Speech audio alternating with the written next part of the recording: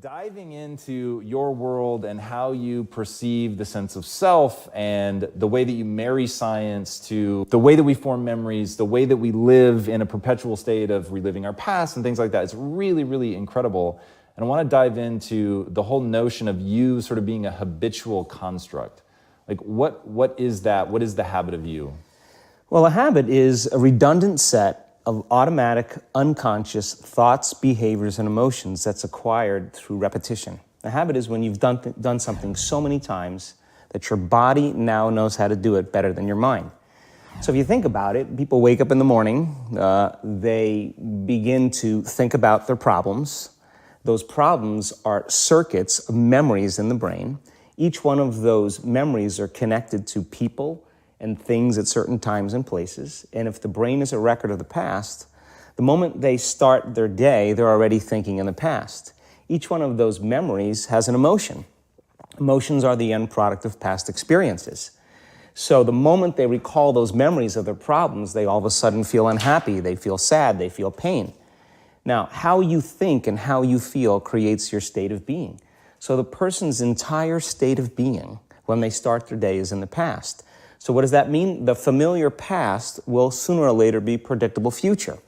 So if you believe that your thoughts have something to do with your destiny, and you can't think greater than how you feel, or feelings have become the means of thinking, by very definition of emotions, you're thinking in the past.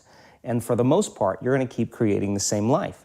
So then people grab their cell phone, they check their WhatsApp, they check their text, they check their emails, they check Facebook, they take a picture of their feet, they post it on Facebook, they tweet something, they do Instagram, they check the news, and now they feel really connected to everything that's known in their life. And then they go through a series of routine behaviors. They get out of bed on the same side, they go to the toilet, they get a cup of coffee, they take a shower, they get dressed, they drive to work the same way, they do the same things, they see the same people, they push the same emotional buttons, and that becomes the routine, and it becomes like a program. So now they've lost their free will to a program, and there's no unseen hand doing it to them. So when it comes time to change, the redundancy of that cycle becomes a subconscious program. So now 95% of who we are by the time we're 35 years old is a memorized set of behaviors, emotional reactions, unconscious habits, hardwired attitudes, beliefs, and perceptions that function like a computer program. So then a person can say with their 5% of their conscious mind, I want to be healthy, I want to be happy, I want to be free.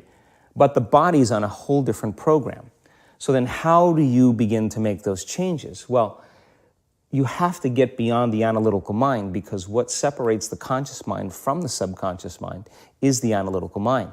And that's where meditation comes in, because you can teach people through practice how to change their brainwaves, slow them down. And when they do that properly, they do enter the operating system where they can begin to make some really important changes. So most people then wait for crisis or trauma or disease or diagnosis. They wait for loss, some tragedy to make up their mind to change. And my message is, why wait? And you can learn and change in a state of pain and suffering, or you can learn and change in a state of joy and inspiration. And I think right now, the cool thing is that people are waking up. That's really interesting. And where